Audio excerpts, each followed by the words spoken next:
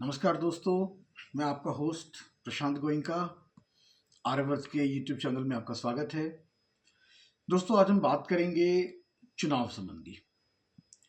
चुनाव में आचार संहिता लगता है और हर जगह चेकिंग होनी शुरू हो जाती है कि आप एक नियम रहता है कि आप 50,000 रुपये से ज़्यादा लेकर के नहीं जा सकते हैं। तो हर जगह सरकार द्वारा चेक पोस्ट लगाया जाता है, गाड़ियाँ चेक होती है। इससे व्यापार में बहुत नुकसान होता है, क्योंकि आज आप एक व्यापारी हैं तो आपको जो पैसे का ट्रांजैक्शन करना है, चाहे वो कैश में हो चाहे वो बुक्स में हो, वो करना ही पड़ेगा। उसमें आप उसको रोक नहीं सकते हैं। लेकिन जगह जगह चेकिंग होने की वजह से जब भी आप कैश लेके जाते हैं तो आपको बहुत सारे स्पष्टीकरण देने पड़ते हैं। बहुत जगह आपका नकदी जब्त भी किया जाता है और आप पूरी स्पष्टीकरण देने के बाद वो पैसा आपको रिफंड होता है। तो एक व्यापारी के लिए ये एक बहुत बड़ा समस्या का है, क्योंकि वो उसको मूवमेंट करना ही पड़ेगा पैसा का। वो उसके पास कोई दूसरा कोई उपाय नहीं है। इसीलिए इलेक्शन के समय में, चुनाव के समय में ये सरकार का दायित्व बनता है कि आप इस तरह से कोई व्यवस्था करें जिससे कि आमजन को परेशानी ना हो। लेकिन एक बहुत बड़ी बात मैं आप बताने जा रहा हूँ, जो जिस पर कि आपकी सोच नहीं गई होगी।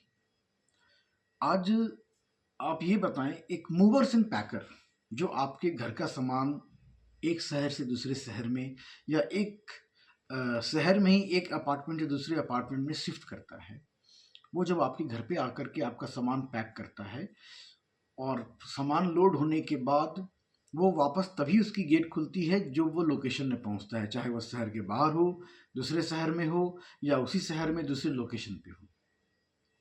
और वो जब सामान पैक करता है उस समय कोई सरकारी तंत्र नहीं रहती है, सिर्फ मूवर एंड पैकर के स्टाफ रहते हैं और आप रहते हैं।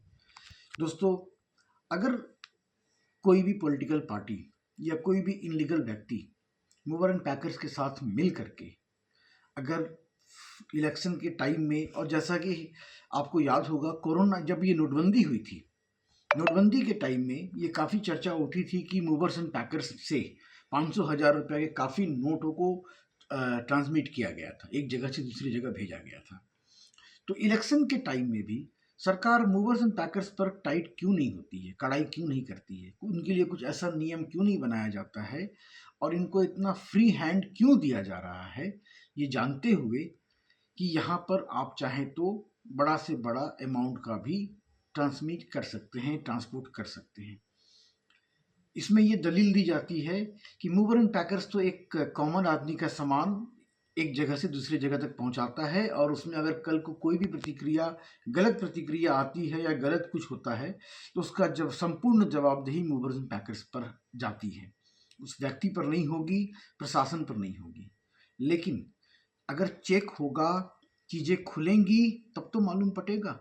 और अगर मूवर्स एंड पैकर्स के व्यक्ति ही मिल करके जिस तरह नोटबंदी में किया गया था, वैसे अगर चुनाव के समय में एक शहर से दूसरे शहर, एक कोना से दूसरे कोना अगर पैसा ट्रांसमिट किया जाए तो आप उसमें कैसे पकड़ेंगे। आज मूवर्स एंड पैकर्स में सामान लोड करने के लिए आप भाड़े पर भी ले सकते हैं। आज आप भाड़े पर सारा फर्नीचर ले सकते हैं जिसको आपको बहुत निम्न कॉस्ट पर मिल जाएगा। आपने वो सामान लोड किया और मूवर्स एंड पैकर्स जो है वो सामान एक कोने से दूसरे कोने में पहुंचा रहा है और वो इलीगल मनी ट्रांसफ़र कर रहा है। तो सरकार को इस चीज़ पर संज्ञान लेना चाहिए, सरकार को इस चीज़ पर ध्यान देना चाहिए। ये एक बहुत बड़ी गतिविधि हो सकती है और आज सिर्फ कैश के लिए ही नहीं, ये अन्य चीज़ों के लिए भी एक बहुत ज़्यादा खतरे की घंटी है। इसमें से आप कुछ भी ट्रांसमिट कर सकते हैं। इसीलिए ऐसे व्यक्ति पर या ऐसे संस्था पर या ऐसे कंपनी पर विश्वास नहीं किया जा सकता है जिस कंपनी के माध्यम से किसी भी तरह की इनलीगल मूवमेंट हो। तो ये सरकार को ध्यान देने वाली चीज़ है।